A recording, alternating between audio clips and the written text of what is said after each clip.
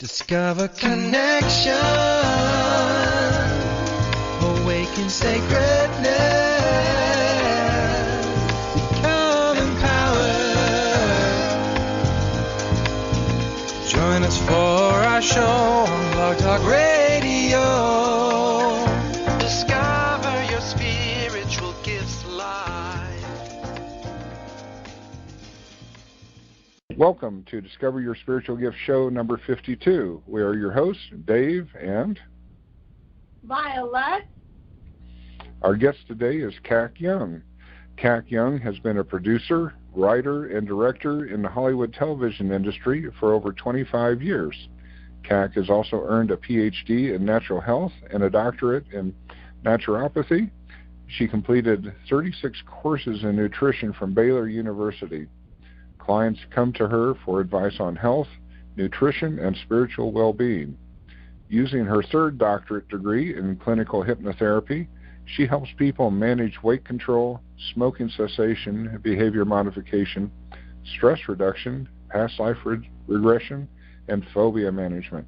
She teaches workshops and classes in metaphysics, including crystal healing, essential oils, Bach Flowers, pendulum energy, moon energies, Feng Shui, and practical classes in healthy eating and finding the perfect partner. Kac Young is also a licensed religious science minister, a certified archetypal therapist and counselor, a certified meditation teacher, a career coach for aspiring actors and directors, and a former pilot of private airplanes. She is currently working on a black belt in Aikido and is a certified medical Qigong instructor. She is the author of 24 books, including the book we're discussing today, Crystal Power, 12 Essential Crystals for Health and Healing. Welcome, Kac. Thank you so much for being on the show today. Well, thank you so much, Dave. It's really an honor. Thank you for having me. Oh, absolutely. The information that you have in this book and many of your other books is so essential for the business that we're in with Discover Your Spiritual Gifts. But this book is fascinating. I really like how you start out the book, where you talk about the history of crystals and stones and past civilizations. Could you talk a little bit more about that, where you've encountered those? Sure. Well, what I like to do with my books in general is start at point A, for people. So if they're new to the subject, I want to say they're not new to us. So let's go back a little bit and talk about what the ancients did with crystals. This isn't something that was made up. It's not some marketing ploy, but it's really a history of healing. And so I take us back to 4,000 and 5,000 BCE, where we learn that the Chinese used magical formulas with crystals to heal. The ancients all believed really in a single power, a life energy. We call it chi, prana, mana, many different things in different parts of the world. So when people look at that chi power to start healing, they look at ways to boost it, to make it, to help it along, and sometimes those tools are crystals and gemstones. The Mexicans used it in 1000 BCE. We have proof of jade burial masks. And the ancient Mayans used crystals to actually diagnose and treat disease. They would, as far as we know, they would have people hold the gemstone or the crystal, and depending on how their body reacted, they would determine whether the person was healthy holding that or not, and then they would try another one until they found something that was compatible with the body. Fascinating. Now, one of the places I came across it, because I heard the mundane explanation, but a number of the Mayan palaces, when the Spanish first showed up, the Mayans were already gone. The palaces and buildings were abandoned, but they shone like gold, and that was one of the myths about the cities of gold. Because they had a lot of obsidian slabs or plates on them, and the obsidian they have down there frequently has that iridescent-looking gold tone to it in the sunlight, and so they used lots of obsidian, and I have to believe that there was energy work there in how they incorporated it in their buildings. Well, I think you're right. In ancient Egypt, the pyramids are an example of that as well. They were built so tightly together, the stones, that you couldn't even get a razor blade between the stones with such precision. And they were covered, the top was crystal, was some kind of a quartz crystal, and then the outside was a very, very white limestone that had a lot of these crystal qualities in it as well. Mm-hmm. Yeah, if you read some of the ancient accounts, the pyramids must have just totally been glistening because they had those that cladding on it that was. It's not like the stair step that we see. That's the core, but they had a cladding on it that was fitted and polished and would have just shone in white from a distance. They must have really appeared to be a beacon for people. Well, they were, and they are considered by some historians to have been energy centers, that they were filled with water, and that the top was used to bring in electromagnetic energy, charging up the water inside that did two things. It supplied power for the small communities, which meant, for the pharaohs, that their workers could work at night. So they even have little pictures of lamps on that were in not in hieroglyphics, but they were in relief on some of the ancient interior parts of the pyramids, and also monuments that showed a contraption that looks a little bit like a battery, and then there is also a lamp that looks like it comes out of a lotus blossom. So there are things that we're trying to figure out as a modern society that they may actually have had power back in those days that was generated from the pyramids. They were not, a lot of people believe that they were not burial chambers, that they were initiation centers, and then when they weren't being used for that, they were being used as power generators and centers to give the community life and light. That's very interesting. Since we're talking about ancient Egypt, I know a lot of times when they either x-ray mummies or unwrap mummies, they find crystals and gemstones in them.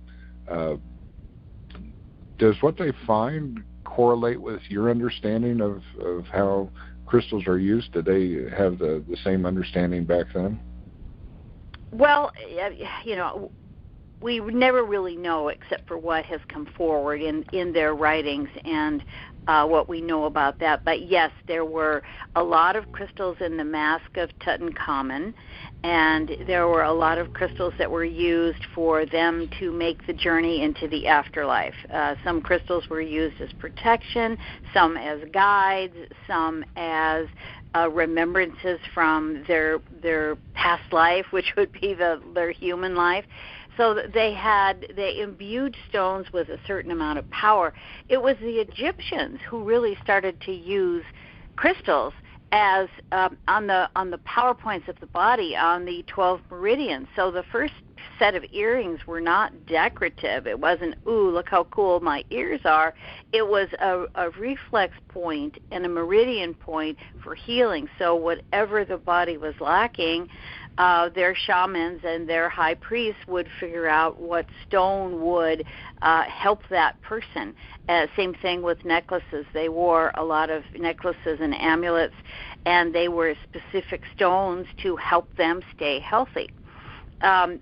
Really, in my studies of Egyptology, I found that when you think of the pictures of some of the pharaohs, you'll see a hat that they wear that's very tight around the forehead and then it kind of goes up. Those hats were really tight around the forehead, and it was meant to keep the brain in top working condition.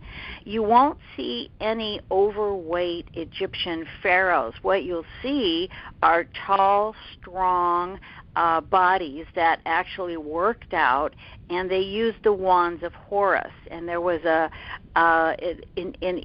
were two wands, one in each hand. One balanced the right and one balanced the left, and they had a different mixture of crystalline and metal components that would keep the body in balance at all times. The emperors and the pharaohs took their role very, very seriously, that they were leading a people. And so they made themselves really the high priest by fasting, taking care of their bodies. They weren't lolling around like Hollywood Pictures has it, being fed one grape at a time. They were busy taking care of themselves, watching over their people, and their indulgences were very, very few. But what they were is really leaders and shamans of their people. Okay. Very fascinating. I'm sure there's still going to be stuff in the future that we learn about ancient Egypt that is helpful for us to understand what they were doing, but it seems like those secrets only come out as a trickle. Well, that's true. And yesterday they discovered, I was listening to NPR, and they discovered a brewery in Egypt that was one of the ancient breweries like 5,000 years ago where they made their own beer. And that's what a lot of the people lived on. And the funny part is that they think, based on the recipes that they could uncover, that it wasn't filtered, so it was kind of lumpy beer. But that's what people lived on back there. Lumpy beer in Egypt. Take it however we can get it, right? Yeah, exactly. Well, let's move forward in your book a little bit. So what was your motivation to write the book? You have so much information in there. I'm sure you enjoy imparting information, but what led you to start getting down to business with it? Well, I have been very fortunate in my life. Besides working in show business, I early on began to think of ways to stay in the business for a long time, i.e. how I could keep myself healthy and balanced and all of those things. And so I studied various different disciplines. And as I was, like I said, very fortunate, we have like these things called hiatuses where you have like 6 weeks between shooting on if you're on a series. So I would take that time and I would go study something, or I would go to a different country and I would learn. And I studied with Frank Alper, who had worked in the 50s at IBM. And he learned about crystals through the technology of building televisions and creating devices at IBM and eventually computers. So I learned from people who really had deep knowledge. And when I approached this material, any material that I write about, I start with science. I start with, the basics, what we know. How do I ground this material so that people take it seriously?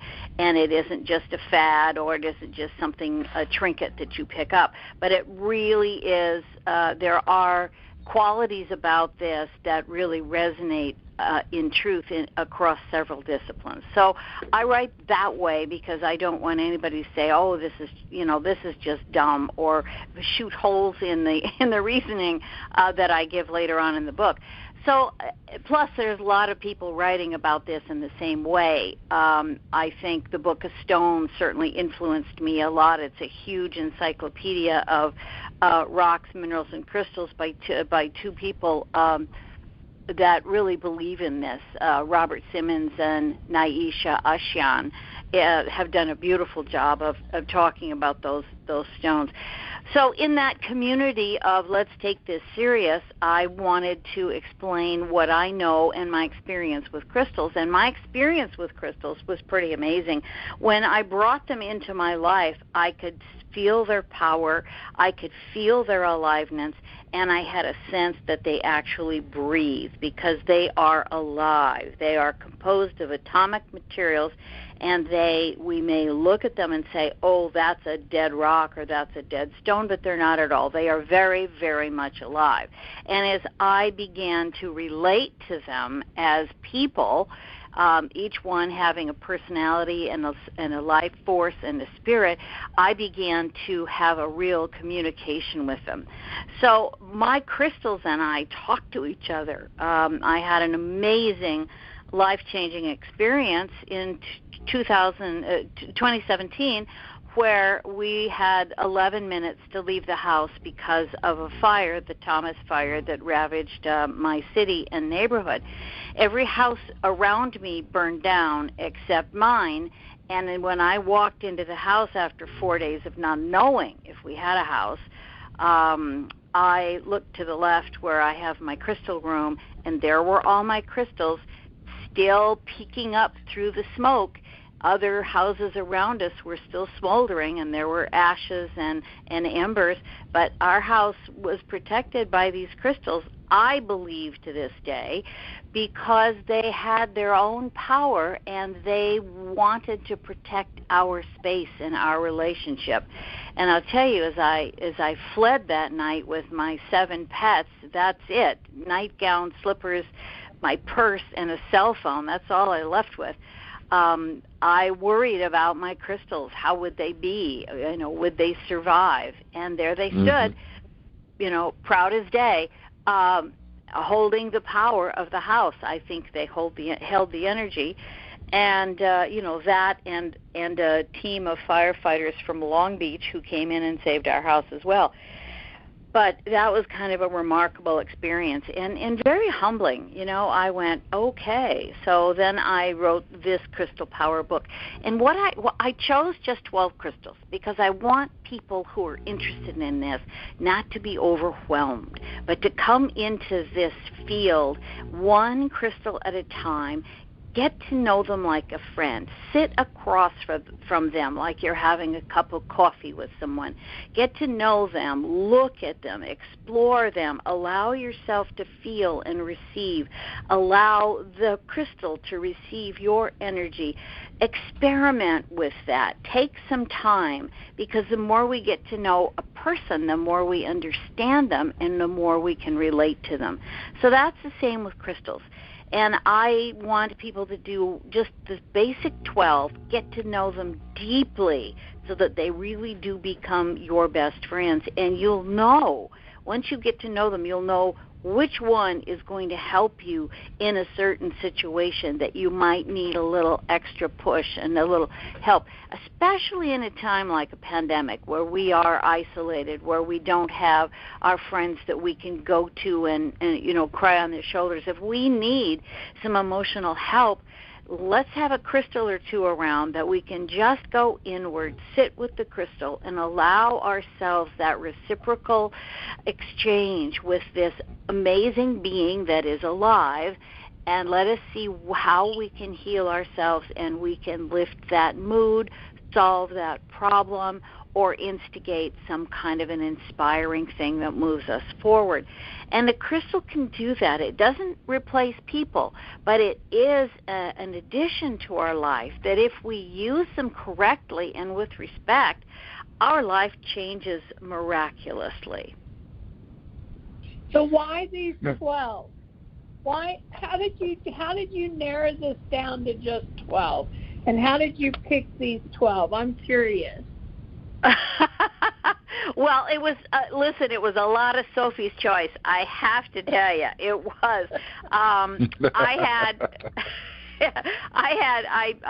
made a list of my, in my other book that I read about, I have 50 favorite essential oils. So I like abundance, but I put down the crystals that I thought would be good, and it was kind of like an American Idol judging, would this one work, and how versatile is this one, and how many categories will it cross, and so it took a while, but I played with the cards of these crystals until I came down to about 15, and then I said, okay, now I'll start to write the book, and then they fell into place. They just kind of fell into place because I had a lot of considerations. I talk about goddesses. I talk about archetypes.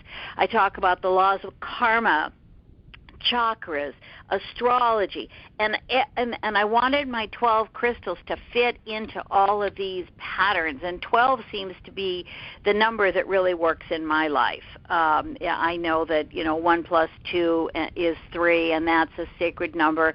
So the whole idea of 12 works for me, and it fit into these categories of 12 goddesses, 12 zodiac signs, and when I got them all paired up, I mean, my dining room table looked like a filing system. I had all the things out at once because I wanted to make sure they worked. I had my essential oils lined up, I had my crystals lined up, and it was kind of like, a baccarat table at Vegas. I had all these chips out there. So, but I put it together. I prayed a lot. I did a lot of meditation, and I wanted to address the question: what are the crystals that are going to help heal people the most? And they're different. I mean, at first I didn't think that turquoise was going to be in there, and jade I always felt was strong because a lot of Southeast Asia believes that jade is their magic stone. It is good for abundance and health and good luck and prosperity and protection. So I thought, that's good. Let me bring that in, and that worked for the Mayans as well and the South Americans. So I picked the stones that had the most vibrancy, and I think that when I got into the goddesses and I found that Hathor was the turquoise goddess, I said, well, okay, this is working. Look at this, and it just shuffled together remarkably. Like I wasn't even a part of that. It just wrote itself and told itself once I picked my major crystals. And then I apologized to the 3 that didn't make the cut, and I said, okay, next book.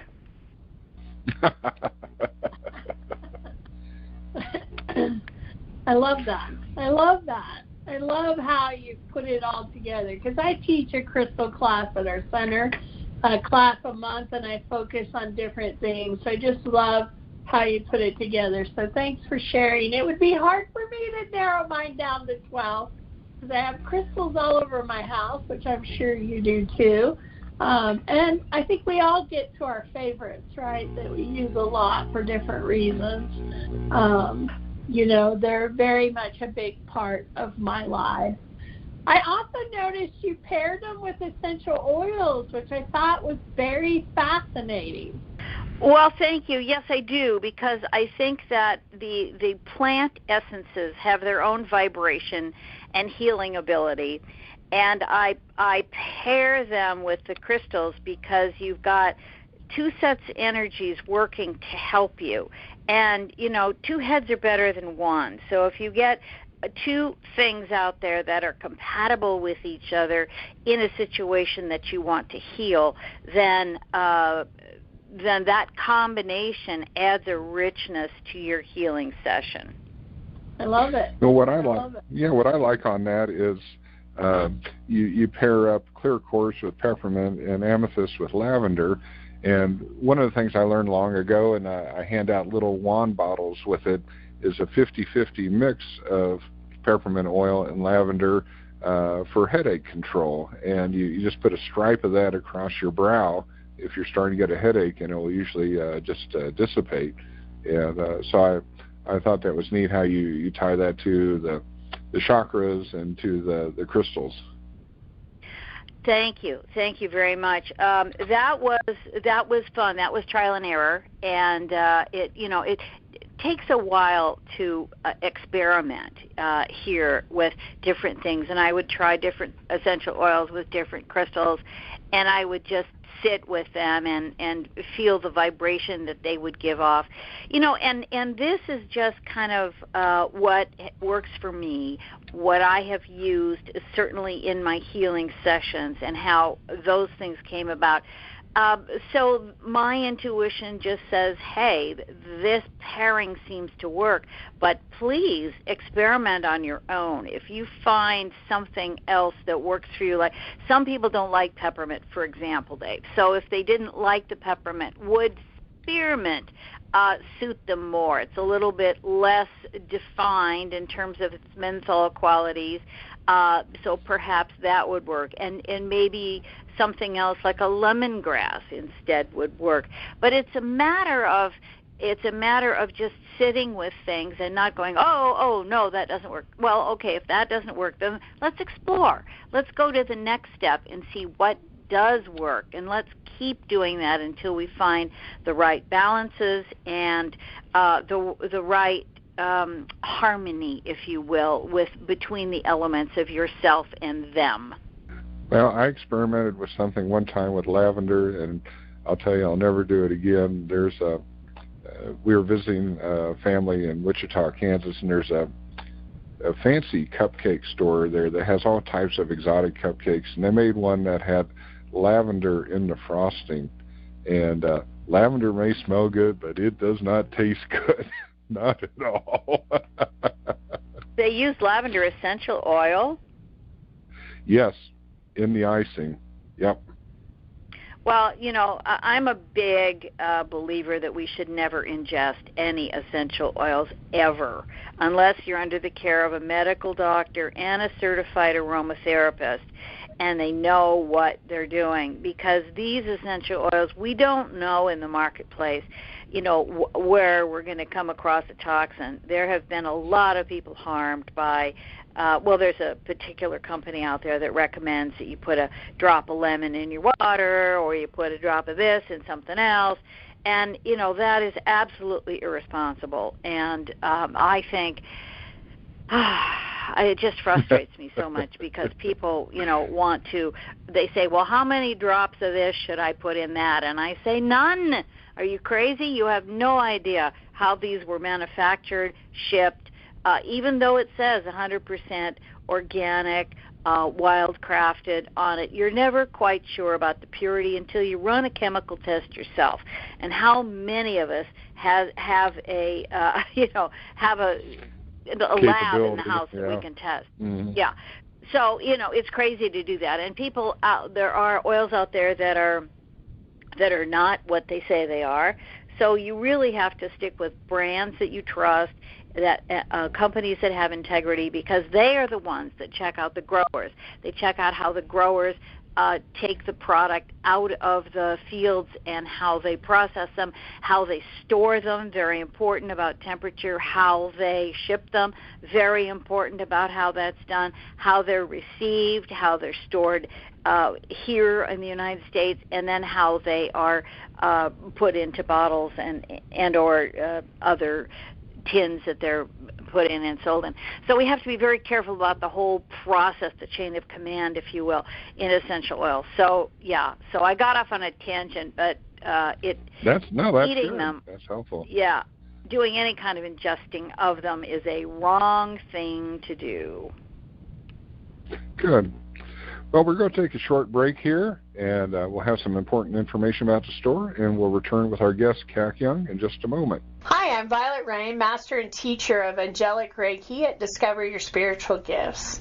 If you love angels, if you resonate with angels, or you're just interested in learning more about angels, most people really want to consider Angelic Reiki. But Angelic Reiki is more than just working with the angels and learning a new healing modality. It's about ascension. And when you step into Angelic Reiki, you're not only working with angels, but you're working with ascended masters and galactic healers. The angelic kingdom of light, which includes all of those, steps in and helps you be able to hold more light. And what I have found along this journey is it expands your ability to be able to hold light, which raises your frequency, which accelerates your ascension process. So the individuals that step onto Angelic Reiki are really ready to step onto their spiritual path, learn more about angels, ascended masters, galactic healers, learn possibly a new healing modality that they'll use in their life,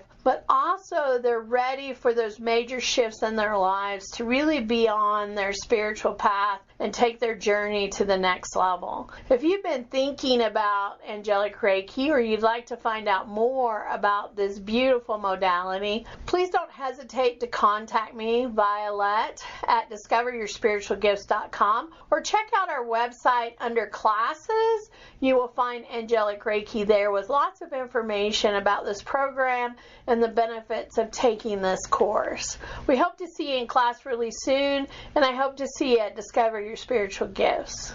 Well, welcome back to Discover Your Gifts Live, and this is just a wonderful opportunity to learn more about working with crystals from Kac Young, who has this great book, Crystal Power, 12 Essential Crystals for Health and Healing. So one of the things that you bring up in the book is crystals really aren't programmed, and you kind of have to get to know your crystal and see where it's going. Can you talk some more about that? Oh, I'd be happy to. Getting to know your crystal is one of my favorite topics. When people purchase a crystal, I really suggest that they do it in person. Now, of course, being in the pandemic, we might not have that opportunity, and I have certainly bought crystals online before as well. But I study them a little bit. I get to know them. I look at them. I see as many pictures as I can. I check out the vibration that they'll give off, because they do. They give off a vibration even if you're just looking at a picture. So, but when you choose a crystal, I want you to really check out how it feels in your hand, not just whether your hand gets warm or not, but how does it feel? How does it feel? How do you relate to its aura, and how does it relate to you? It has an electromagnetic field. We have an electromagnetic field, and when we work with a crystal or hold a crystal, we create a third electromagnetic field, and that electromagnetic field, and that's exactly where the healing happens, in that third electromagnetic field. So you get to know your crystals, hold them, spend a little time with them, and don't just take the first one you see. Have a look at them. Get to know the different shapes. I like if people have a particular purpose in mind that they want to use a crystal for, then check out the different shapes. I have a whole description of that in the book, the different shapes that will help you have a different experience with them. By that I mean, if you want an intuitive crystal that takes you to a higher power, there's a shape for that. If you want a crystal that's going to help you with your inner child, there's a shape for that. So whatever problem you want to solve, find the crystal that's going to help get you there. And when you program a crystal, you purchase a crystal, you take it home, you welcome it into your house or into your environment, and then you want to cleanse it. You can do that many different ways. I have a lot of suggestions in the book. You can run it under a lukewarm water. You can bathe it, and be sure that you really look at it. Just don't stick your hand there and be texting on the phone. Really take your time, bathe your crystal, and if you want to use a mild soap, you can.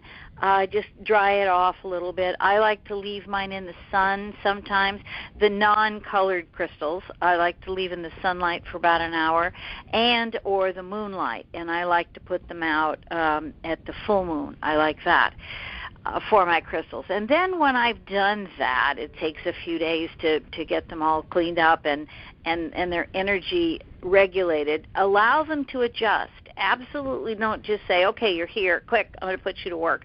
No, allow them to adjust. They need to tune in to you and your environment and your pets and the rest of your family as well, whatever it is you have around. So when they've done that, give them a couple of weeks to get to know where they are, and then begin to program them. And in the book, I talk a little about a process where you can sit down with them and begin to really speak to them and tell them what you want them to do. For example, I have a crystal on my desk, and I call it my writing crystal. And it's absolutely, it's just completely broken inside, in that it looks like somebody took a hammer to it and it's all split. It's not. It's just that when this crystalline material hit the earth, there was a lot of water apparently in that area, and it caused it to fracture inside. Well, that creates rainbows for me. It creates pathways. It creates an interior that fascinates me. So when I'm writing and I'm like, I'm looking for a word, or I want to, how do I approach this problem? How do I explain that? I take a moment, I look at my crystal, and I look inside, and I see that everything is related and everything is touching each other. And so I just spend a moment, and all of a sudden, boom, I have the word, I have the idea, I have the clarification, I have the sentence.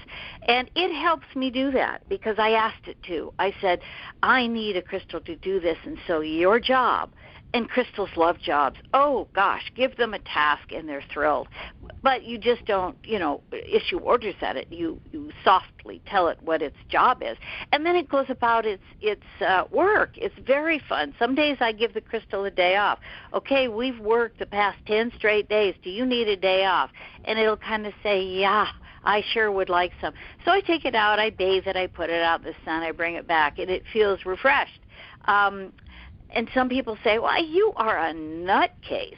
No. I'm just considerate of everything in my life. I am considerate of my oils, of my Bach flowers, of my crystals, of my pets.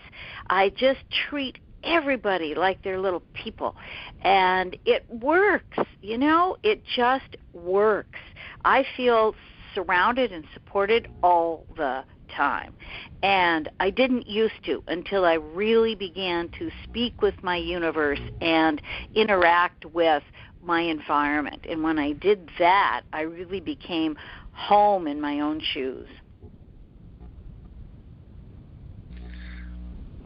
Tell us a little bit more about gemstones. Yeah, that's wonderful about in your environment. People wear jewelry with gemstones, and gemstones are cut crystals. And how does faceting a crystal affect its structure or its function? Well, I don't think it does. I think it makes it beautiful. It's why women wear lipstick when they go out on a date. They want to look really attractive to the person across the table. So I think it's just a matter of bringing out the essence of the stone, making it sparkle and be attractive. The original stones, the healing stones that the Egyptians wore, were not faceted. They were cabochon. They were smooth, and they were inset into other kinds of precious metals. Certainly the breastplate of Aaron from the Bible, the Old Testament, was inset with 12 different gemstones, and those represented each of the tribes of Israel. And so that became, but those were all cabochon. Those weren't faceted stones. I think more the modern world wants sparkly, pretty, and that's fine. But I also have a raw diamond that I love very much, and it isn't faceted, and you can see deep within it. But it's the same stones. It's the same type of stones. They're just not cut and polished. Okay. I cut off Violet. Violet, what were you getting ready to say? It's okay. It's easy to do, right? So I love working with the stones too, and I think they have their own personality, and they help us support whatever we're working on. And one of the questions I get a lot is, does it matter the size of the stone? If I pick a small stone or a big stone, does a bigger stone work better than a smaller stone? And what would be your thought on that? Well, my thought is that it's extremely personal, and it has to do with practicality and your own personal relationship to it. I have a little one of those little Chinese silk purses that earrings come in or jewelry comes in.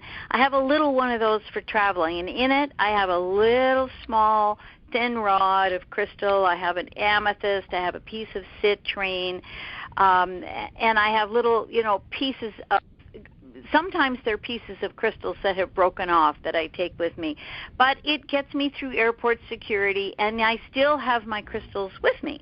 Now, I don't have the big, powerful ones. I have ones that are 14 inches tall, and, I've got some big mammoth crystals in my life as well. But those crystals are fine. I think they're very, very teeny, but they still remind me of the crystal power and the world of crystals, which I love to have around me. So you have to determine for yourself on a personal level. I've seen some very, very large people with little tiny dogs, and that's what they love. And then I've seen some very little people with a huge dog. So it depends on what excites you, what works for you.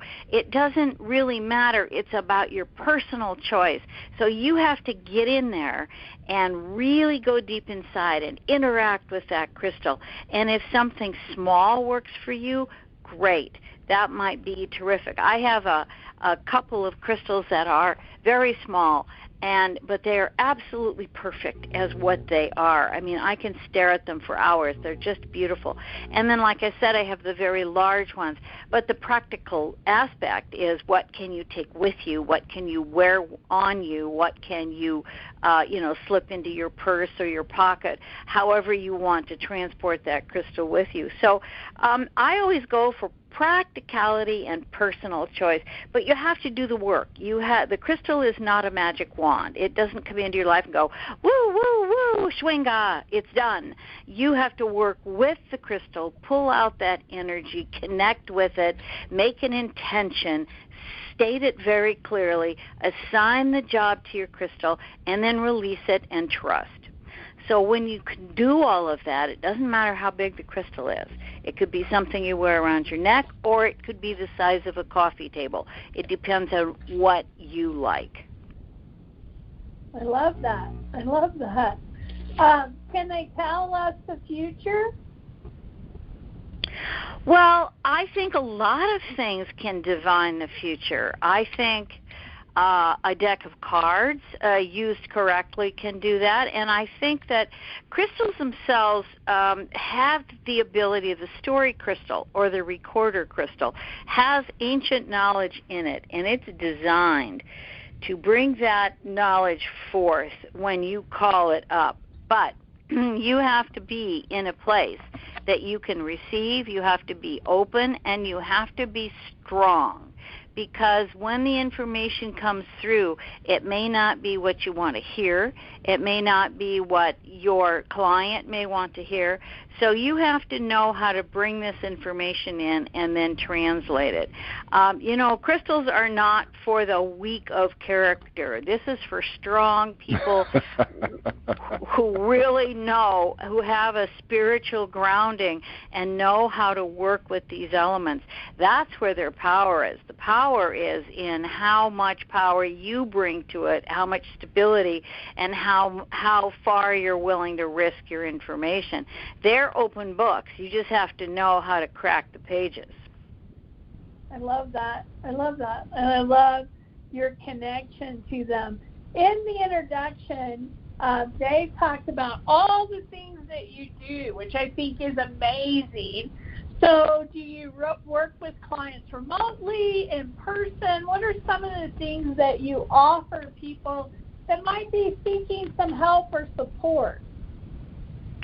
Well, I work with people who want to change. And so those clients find me, and if we can work in person, I do that. I have worked during the pandemic with people, and we've really been in a sterile situation. I've worked hands-on, if you will, with some of my healing crystals. Oh, dear.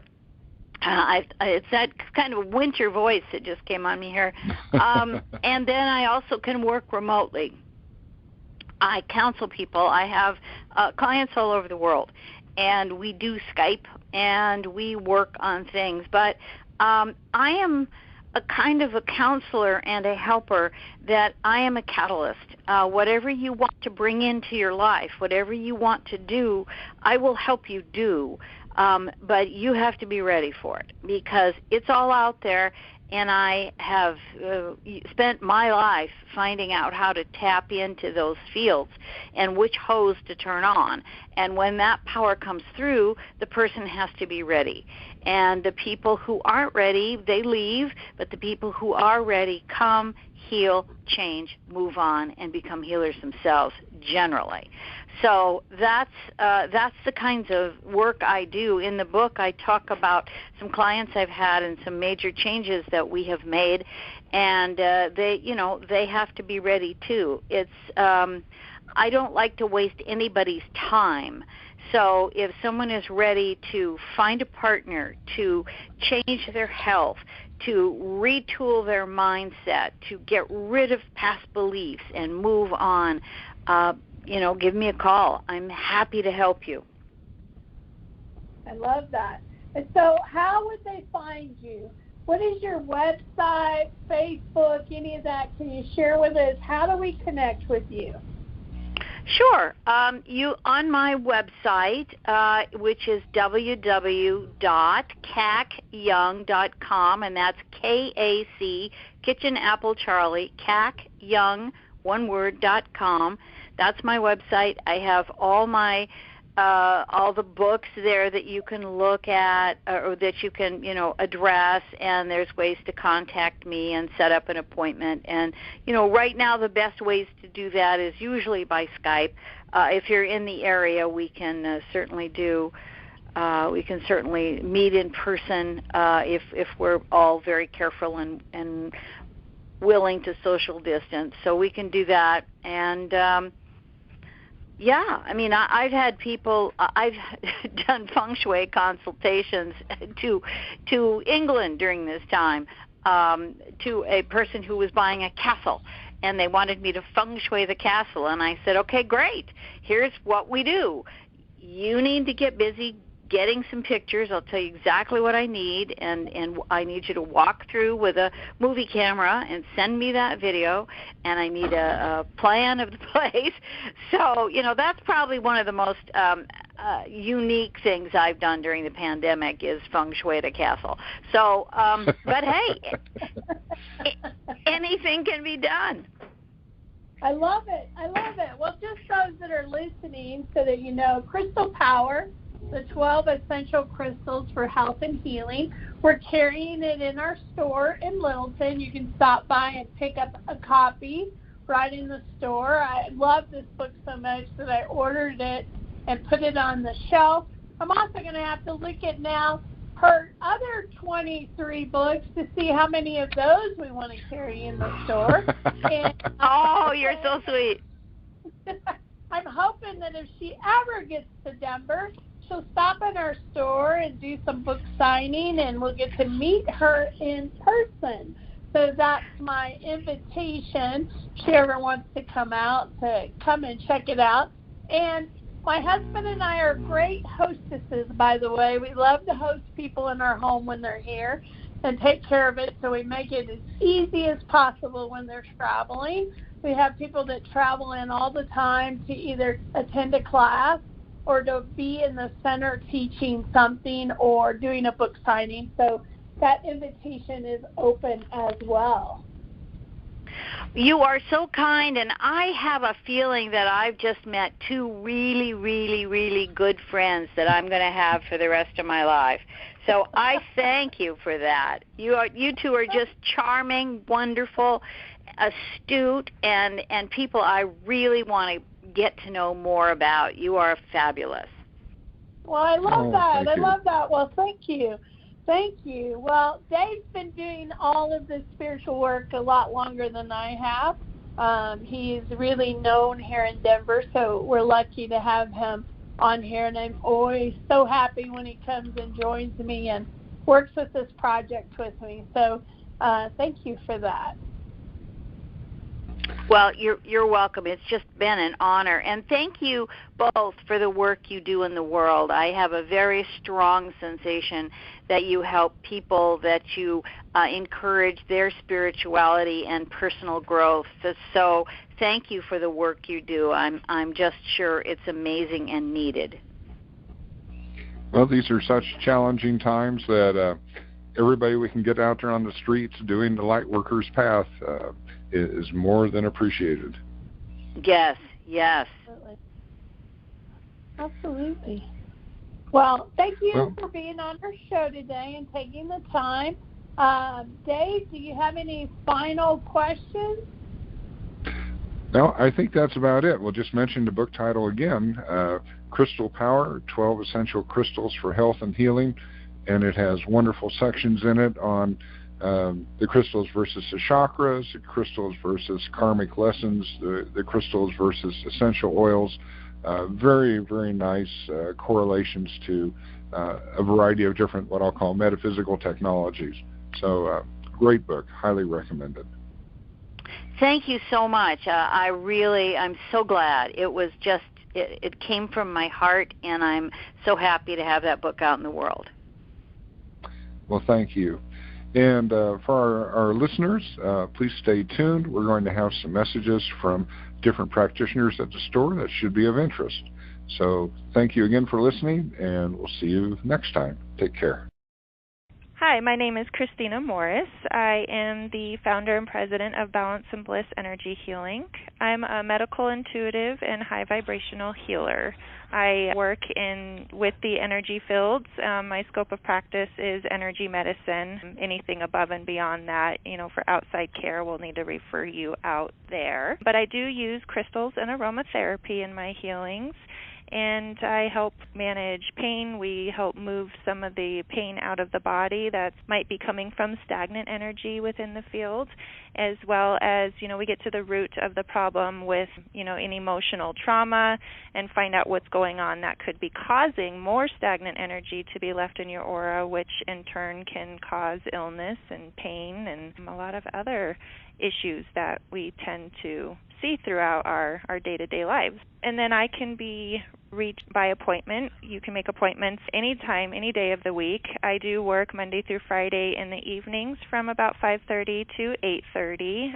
Your first session can be about an hour and a half because we get to know one another. We kind of go through what's going on, and then any session thereafter would run about 50 minutes to an hour. And I can be reached through my website at balanceandblissenergyhealing.com. My email is balanceandblissenergyhealing@gmail.com. And I can also be reached via phone or text at 720-696-0286. And I look forward to any, potential clients. If you have any referrals or if you are in need of any of my services, I look forward to working with you. Hi, my name is Tiffany, and I am an intuitive person along with being a meditation and Qigong teacher. I have traveled the world to meet amazing teachers, and they have taught me all about Qi energy and the Taoist way. Now, these teachers taught me a beautiful practice called Sum Thought meditation. Now, this is an ancient Chinese wisdom of understanding the Dantian energy elixir. And I'm telling you, this energy elixir is crazy powerful. This ancient Taoist Chinese practice has changed my life, and I want to share this transformational energy with you. Do you want to heal mind, body, spirit? Do you want to break and change old patterns that hold you back? Do you want to open up your heart chakra and move more love into your life? Do you want more joy in just being you? Do you want to tap into your higher self? Then come explore this ancient Taoist wisdom with me. This isn't just a meditation class. We connect, we move, we explore, and we create. Come join me every Monday morning from 10 a.m. to 11 a.m. at Discover Your Spiritual Gifts. I look so forward to seeing you there. I'm Kate Thomason, aka the Joy Architect. And they call me the Joy Architect because I help people build lives based on their joy. I learned from a near soul death what it takes to make a life joyful, because I realized that that was what was missing. And when I brought it all back in, I realized, aha, this is how it works. This is how you make life fun. You bring the soul in, and now I have a method, a process by which people can have this relationship with themselves, their greater self, very quickly. And they find that foundation of fun in their life that they can use to build their life on. I'm a practitioner at Discover Your Spiritual Gifts, so they can look on the website under the practitioners there. Or you can find me at my website, KatherineBlakeThomason.com, KathereIne, Blake, B-L-A-K-E, Thomason, TOMASSON.com. I'm available by appointment 7 days a week. I work at the center on Fridays from 10 to 5. Discover connection, awaken sacredness.